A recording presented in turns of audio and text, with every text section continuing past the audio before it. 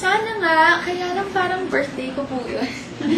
November 7 yung kay Sarah, diba? Baka mayroon absent muna ako sa trabaho.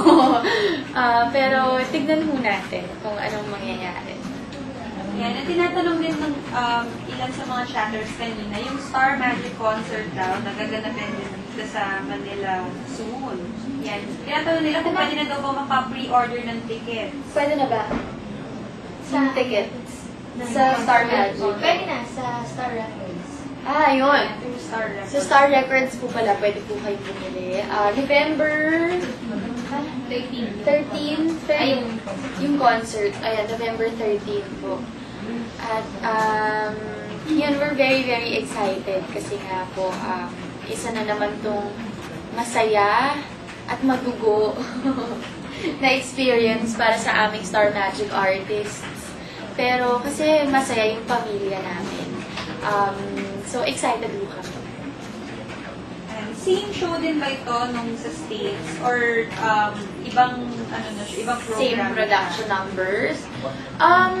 Yung producer, pareho po. Pero yung set ng production numbers na gagawin po namin, hindi ko po sure kung yun pa rin. Kasi ang start ng rehearsal namin is, ate, makikailan kami mag-start? Basta within second week or third week na yun. Ayun. So, second week or third week, so hindi pa po namin alam kung yun po ulit ang gagawin namin. Pero malamang magdadagdag pa po ng marami pang production numbers para dito sa Pilipinas. Kasi, nung nasa States kami, iilan lang kami na Star Magic artists ang nadala doon eh. So, ngayon, mas marami. Buong Star Magic family na po talaga yan. Ayan. Si Jojo naman, tinatanong niya, meron ba kayong theme song ni John? At ano daw yun? Sana daw i-share mo naman sa kanila. Theme song?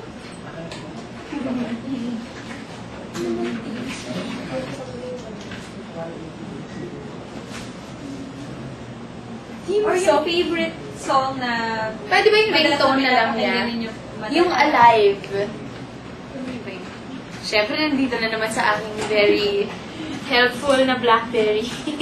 Sa Black Eyed Peas yun. So, yun yung parang isa sa mga favorite songs ko na tinutugtog pa rin mo kapag nasa shower.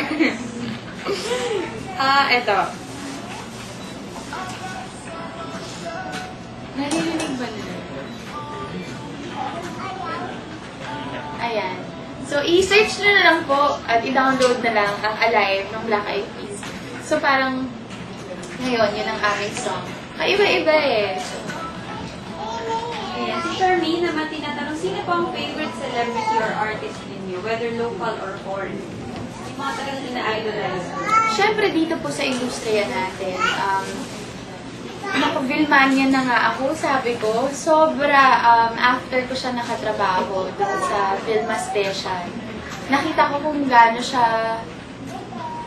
niya itrato yung mga kasama niya sa showbiz. Hindi lang sa artista, but pero yung from the staff, from the crew, sobrang bait, sobrang totoo niyang tao. Yung pagiging caring niya, hindi na ginagawa yun para magustuhan siya ng ibang tao. Dahil lang, yun siya, yun si Miss Vilma. Sorry, excuse me. So, nung nag-guest nga po ako, yun, sabi ko, ay, ibang klase to. Vilmanian na po ako. So, yun, si Miss Vilma Santos, syempre Maricel Soriano, si Inay, ever since talagang sobrang mabait at parang second nanay ko yun siya. Sa Hollywood naman, sino ba? Siyempre sila Julia Roberts, sila Angelina Jolie. Ayun, sila. Ayan, from Nova naman, na taga Cebu. Ayan, siya inasan sa Bogo, Cebu kayo nakatira noon. Sa Bugo yung sa dad ko. Doon, taga Cebu yung dad ko. Taga Bugo siya. And yung mom ko naman yung taga Davao. So, Bisaya Jude. Ayan, kailan ka daw huling dumalaw sa Cebu? Kung may mga relatives pa daw kayo. Kailan ba ko last nag-show? No, mall show. Last ko doon, saan na ba yun? mo ng ano, Villa Estrella pala. Villa Estrella. Ayun, ang tagal na po. Pero,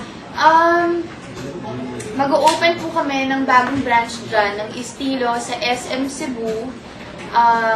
Partner po ako ng Estilo dyan sa branch na yan, sa Cebu branch. So, siguro sa opening at malamang sa opening po ng Estilo Cebu, nandyan po ako. Talagang tatrabahuin ko pong nandyan ako sa opening ng Estilo Cebu. So, magkita-kita po tayo. From Kim naman, sabi niya, Ate Shaina, masarap po bang maging artista? Masarap na mahirap.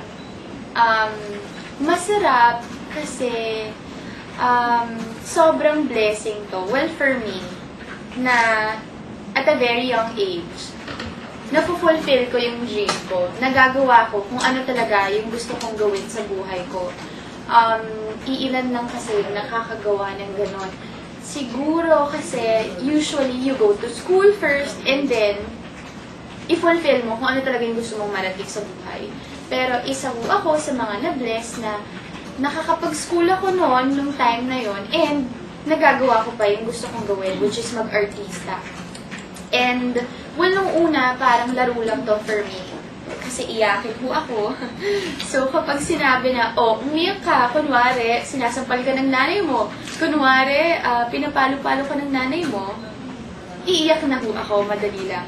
Pero, pagkatapos ng ilang years, na-develop po ang passion ko sa acting.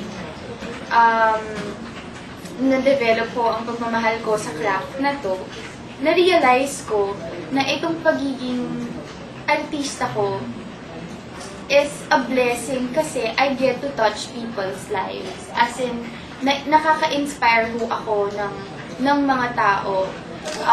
Hindi lang dahil, kaya nga ho gusto ko maging actress at hindi maging celebrity lang. So, yun ang aking goal ngayon.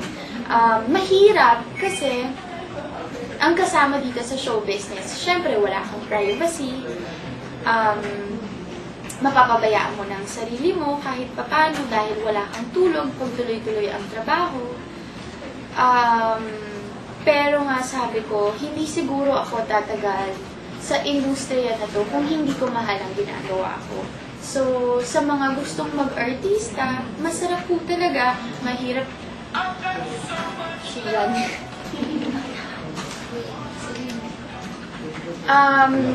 Asan nga ba ako? Yun, mahirap po talaga at masarap, pero kung mahal ninyo yung ginagawa ninyo, at mahal ninyo itong trabahong to, hindi kayo mapapagod. Ayan, si Christine Erin naman, isa sa mga TFC subscribers na fan mo. Ayan, sabi niya, Hi Shaina, paano ka makisama sa mga fans mo and willing ka ba na makipagkita sa mga TFC subscribers mong fans like me kapag umuwi kami dyan sa Pilipinas? Ayun nga, yung gaya ng sabi ko, actually pag-ASAP, nami-meet ko yung mga nanonood ng ASAP pag may time at kapag wala ko akong trabaho after ASAP. Alam niya ng mga Shainatics. Sa States naman, kapag yun nga po ulit, kapag nag-show po ako, gumagawa ko talaga ako ng time to be with them and to spend time with them. Sa mga uuwi naman ho, pumunta lang kayo na sa Multiply ba ng Shainatics. Kung gusto niyo makontak si Chris Ann. Si Chris Ann ang susi sa akin. Hindi, kasi itong si Chris Ann, 6 years old pa lang ako. Siya inatik na siya talaga. Ay, anong taon na ho ako. So, ilang taon ko na siyang isa sa mga special kong kaibigan, di ba? So, yun po. Yun lang. Kontakin niyo lang po ang mga Shainatics at makukontak niyo na rin ako. So, yeah, no problem, no problem. Kapag umuwi ko kayo dito, magkita-kita tayo. Ayan. Si Jen naman is asking, ano po ang dream role mo? Marami pa eh. Marami pa. Actually, never kong in-expect na maging. Talaga mag-hi ka. Never kong in-expect na magiging superhero ako.